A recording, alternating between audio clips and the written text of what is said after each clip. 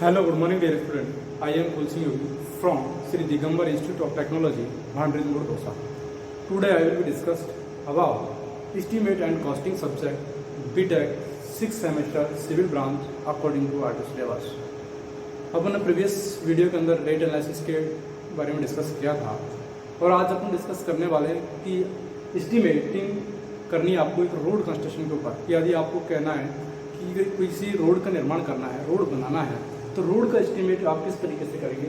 तो आपका जो पॉइंट है या चैप्टर है वो है road estimating. Road estimating suppose that यदि मैं आपसे ये कहूँगा कि रोड का आपको क्या करना है, एस्टिमेट बनाना है। जैसे अगर मैं बात करूँ स्टार्टिंग के अंदर मिट्टी की कटिंग या फिलिंग करनी होती है, या आपको मिट्टी भरनी होती है या फिर मिट्टी की कटाई करनी होती है। स्टार्टिंग के अंदर आपने क्या है कि रोड फॉर्मेशन जो बनाना होता है, रोड ये आपको ग्राउंड दिया होता है, ग्राउंड के ऊपर रोड बनाना है तो ग्राउंड का लेवल कितना है, तो रोड का जो कंस्ट्रक्शन आपको करना है वो किस लेवल का आपको करना है। सपोज दैट यदि मैं आपसे कहूँगा कि किसी जगह पर रोड जो है आपको इस तरीके से बनाना है कि लेवल के तरीके से, ऐसा नहीं कहीं भी ऊंचा कहीं भी नीचा, तो उसे क्या प्लेन टाइप से बनाना होता है। तो कहीं पर कहीं यदि ऊंचा है तो वहाँ पर क्या है, ऊंचाई वाले पार्ट को कटिंग करना पड़ता है, मिट्टी को काटना पड़ता है, और जहाँ पर कहीं पर नीचा गड्ढा है वहाँ पर आपको मिट्टी की फिलअप करनी होती है। तो वो आपको निकालना होता है कि किस जगह पर कितनी मिट्टी की रिक्वायरमेंट होगी, ठीक है, यानी फिलअप करने के लिए, भरने के लिए, और किस जगह पर कितनी मिट्टी काटने की रिक्वायरमेंट होगी। तो ये अपन पढ़ते हैं किसके अंदर, रोड कंस्ट्रक्शन के अंदर। सपोज दैट मैं यदि आपसे ये कहूँगा कि ये आपका, तो उसके लिए अपन क्या करेंगे कि मिट्टी कितनी क्वांटिटी में आपको चाहिए ले लिया, और यदि आप ये कह दें कि उसके अकॉर्डिंग कितना आपको वर्क करना है मिट्टी के लिए। सपोज दैट यदि आपसे ये कहूँगा कटिंग्स यहाँ पर शो कर रही है इस तरीके से, ठीक है, और आप ये कह रहे हैं कि जो मिट्टी फिलअप की गई है वो इस तरीके से आपको जो रोड दिया हुआ है उसको कटिंग करना है, रोड क्रॉस सेक्शन काट के, तो आपको व्यू देखना है उसका फ्रंट व्यू। यदि आप फ्रंट व्यू देखिए काट कर, यदि आपने ये देखा कहीं पर नॉर्मल अपने सिटी के अंदर जो रोड देखते हैं वो तो क्या होता है आपका एक तरीके से प्लेन होता है, लेकिन यदि आप बाहर जाके देखें हाईवे वगैरह तो क्या है कि काफ़ी ऊंचाई पर बनाया जाता है, कि जो साइड वाला ग्राउंड होता है उससे ऊंचाई पर बनाया जाता है, जिसकी जो वाटर जो है वो उसके ऊपर नहीं है, और वो जो ऊपर वाला वाटर है उसका तो वो ड्रेन होके नीचे ग्राउंड पर चला जाए, तो उसी वजह से क्या है कि ऊंचा बनाया जाता है। तो वहाँ पर क्या मिट्टी है, सपोज दैट यदि आपसे ये कहूँगा इस तरीके से ये स्ट्रक्चर है रोड की, ठीक है, इसके अंदर कितनी मिट्टी की रिक्वायरमेंट आपको पड़ेगी। सपोज दैट ये यहाँ से आते कि जो डेप्थ है वो डी है, क्या है कि डी डेप्थ का आपको एक्सक्यूशन करना है या फिर अर्थ वर्क करना है, काटना है तरीके से। इस जो विड्थ है वो आपकी बी है, यहाँ तक इसकी जो विड्थ, ये जो आपको मैंने मेजर किया वो एक तरीके से आप कहेंगे कैरी वे है। क्या है, कैरी वे है, ऊपर वाला पार्ट कैरी वे, ऊपर आपको सपोज दैट जिस पर व्हीकल्स चलते हैं। ये जो साइड में आपको दिखाया गया है ये वाला पार्ट यहाँ से, ये जो पार्ट आपको दिखाया है ये क्या होता है आपका एक साइड स्लॉप होता है। क्या होता है, साइड स्लॉप होता है। सपोज दैट यदि आप सीधी कहते हैं साइड स्लॉप है S/1 है, S/1 है। एस का मतलब ये है कि आपका साइड में जितना व्यू दिया गया है, 1 का मतलब क्या है आपका वर्टिकल, यानी कि यदि आपको इस तरीके से मेंशन होगा तो 1 वर्टिकल, S हॉरिजेंटल, यानी S जो दिया हुआ है इसमें हॉरिजेंटल डायरेक्शन में है, और 1 जो दिया है वो वर्टिकल डायरेक्शन के अंदर है। सपोज दैट आपको ये न्यूमेरिकल वैल्यू दे दूँ 1 वर्टिकल एंड हाफ हॉरिजेंटल। इसका मतलब ये है कि यदि आप वर्टिकल डायरेक्शन की बात करूँगा, जैसे डी है, ये हॉरिजेंटल डायरेक्शन के अंदर यहाँ से यहाँ तक जो मेंशन किया गया है वो कितना होगा, ये यहाँ S दिया हुआ है, ये कितना हो जाएगा, SN हो जाएगा। कितना हो जाएगा, SN, जितना आपको स्लोप दिया होगा वो हो जाएगा। इसको यदि आप ये हाफ हॉरिजेंटल देते हैं इसकी वैल्यू कितनी हो जाती है, S की वैल्यू क्या हो जाती है यहाँ पर 1/2 हो जाती है। इसी प्रकार यहाँ पर ये स्लोप दिया हुआ है S1, ये कितना हो जाएगा, SN हो जाएगा, यहाँ पर ये D है। अब इसी प्रकार आपको यहाँ पर अभी पैदल मिट्टी फिलअप कटिंग करनी है या फिर बनाना है, ठीक है। जैसे कैनाल, अगर आपने एग्जांपल देखा हो कि कैनाल इस टाइप से होता था, ठीक है, इसके अंदर भी ये क्या है, डी है, ये क्या है, डी। इसकी जो यहाँ पर ये क्या है, विड्थ है, यहाँ तक जो आपको मेंशन की गई है ये विड्थ है, ठीक है। ये यहाँ पर भी S/1, ये कितना हो जाएगा, SD, ये भी SD का मतलब समझ रहे हो आप, ये क्या है हॉरिजॉन्टल डायरेक्शन के अंदर। सपोज दैट मैं आपको ये कहा कि 1 वर्टिकल है, और 1 वर्टिकल के साथ जो रेशो दिया हुआ है S, वो क्या है हॉरिजॉन्टल में है, इसमें हॉरिजॉन्टल में ये S जो वैल्यू है ये स्लोप की वैल्यू है। यहाँ पर आपको S की वैल्यू कुछ भी होगी, जैसे हाफ 1 2 जो भी दिया होगा आपको मेंशन किया होगा 1 वर्टिकल एंड हाफ हॉरिजॉन्टल या फिर 2 हॉरिजॉन्टल। तो इसका मतलब ये कि आपकी जो वर्टिकल डायरेक्शन में जो डी है वो कितनी हो जाएगी आपके पास, एस डी हो जाएगी। कितनी हो जाएगी, एस डी हो जाएगी। और यदि आप ये कहें कि इसके अंदर कितना एरिया आपको दिया हुआ है, कितनी मिट्टी की रिक्वायरमेंट है, तो क्या आपको वॉल्यूम की जरूरत पड़ेगी। किसकी पड़ेगी, वॉल्यूम। आपको आयतन चाहिए। वॉल्यूम की यदि मैं बात करूँगा तो फर्स्ट ऑफ ऑल इसमें क्या चाहिए आपको, एरिया चाहिए। क्या चाहिए, एरिया चाहिए। तो एरिया के लिए यदि मैं आपसे कहूँगा कि जो बना हुआ है रेक्टेंगुलर बना हुआ है, रेक्टेंगुलर में एरिया निकालने के लिए क्या होता है, वी इंटू डी। आपको यहाँ पर विड्थ और ये डेप्थ भी आपको मल्टीप्लाई करने का, आपको ये बीच वाला जो पोर्शन है इसके आपका एरिया है, ये वाला पार्ट का आपका पास में जो है ये एरिया आपके पास आ चुका है, इसका आ चुका है, इसका एरिया आ चुका है। लेकिन यदि मैं आपसे कहूँगा ये वाला जो पार्ट है ट्राइंगल, ट्राइंगल है, इसका एरिया आपके पास नहीं है। तो इस ट्राइंगल का एरिया फाइंड आउट करने के लिए प्लस 1/2 1/2 इंटू क्या, बेस। बेस क्या होता है, एस एन इंटू क्या, डी। डी क्यों, आपका आधार इंटू ऊंचाई होता है, यहाँ पर क्या है डी, सॉरी एन में लिखा है, ये क्या है डी है, यहाँ पर डी दिया हुआ है तो डी है।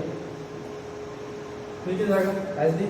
यदि आप ये कहेंगे इसका जो एरिया है इधर क्या है, ये भी ट्राइंगल है, सेम ऐसा ही बना है, क्या करें आपने इसको उसे मल्टीप्लाई कर दें, उससे कैंसिल आउट हो जाएगा। तो अपने पास जो एरिया आएगा ये बराबर बी डी प्लस एस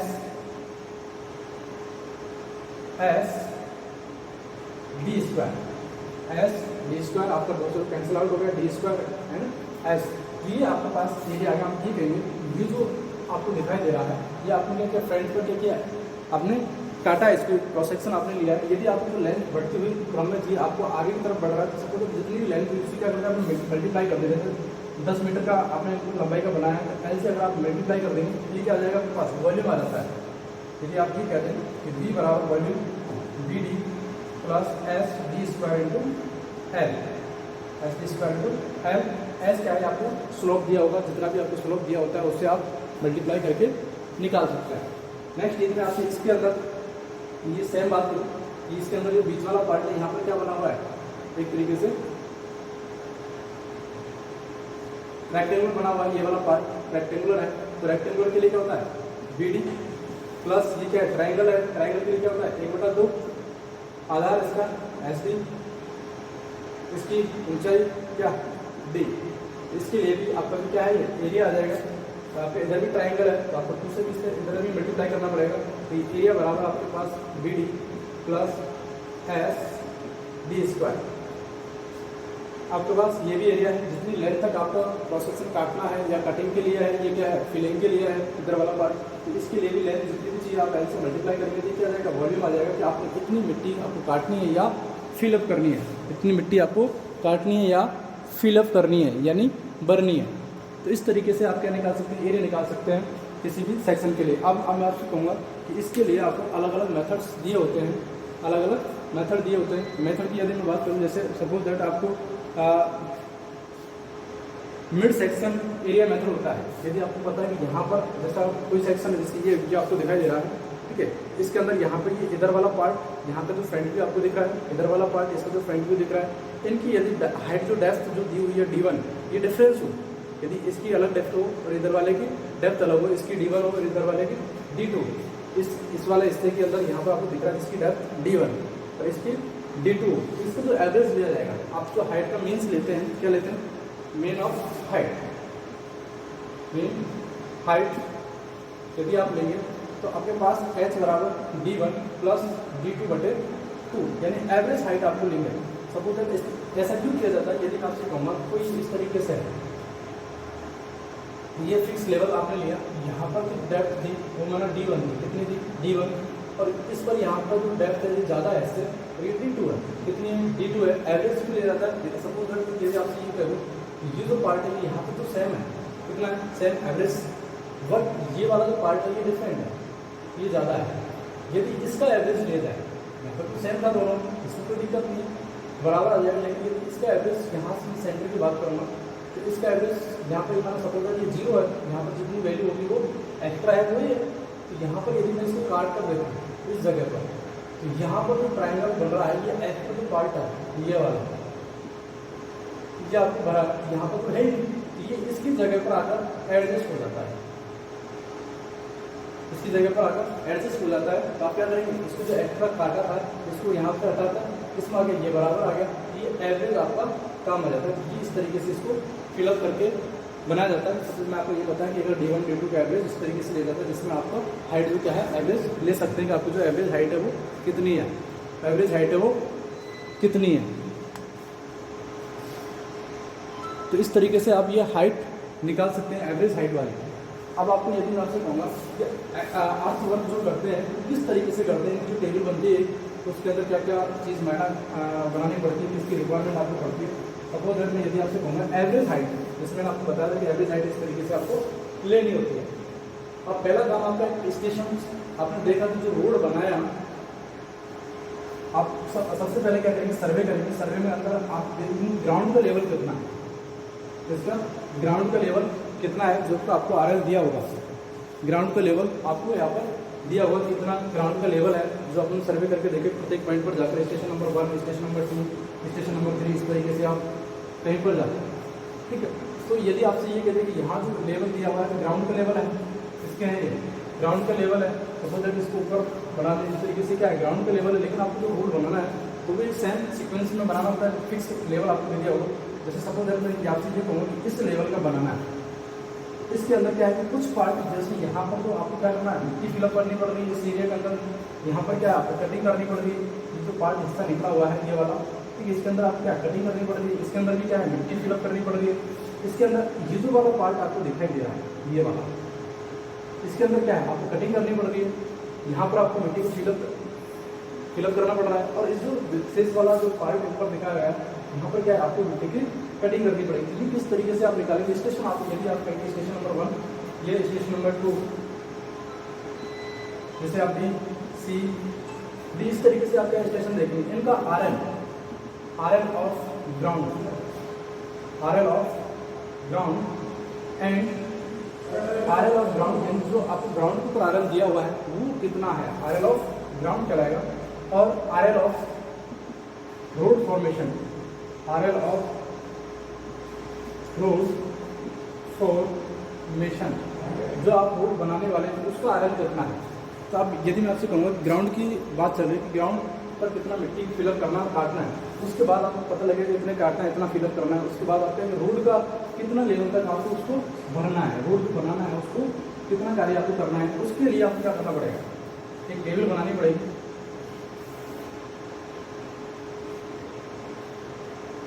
ठीक है, टेबल के अंदर होता है आपका पहला स्टेशन, कि आपका कौन कौन से स्टेशन आपने यूज में लिए हैं जिन पर आपको काम करना है। स्टेशन क्या, स्टेशन, फिर डेप्थ, स्टेशन डेप्थ और हाइट, या तो डेप्थ या हाइट जो आपको दी हुई है, ऊपर की तरफ है तो हाइट है, नीचे की तरफ होती है क्या होती है, डेप्थ होती है। फिर आपका एरिया होता है, एरिया कौन सा, मेन एरिया, जिसे आप ये कहेंगे बीच वाला पार्ट BD होता है।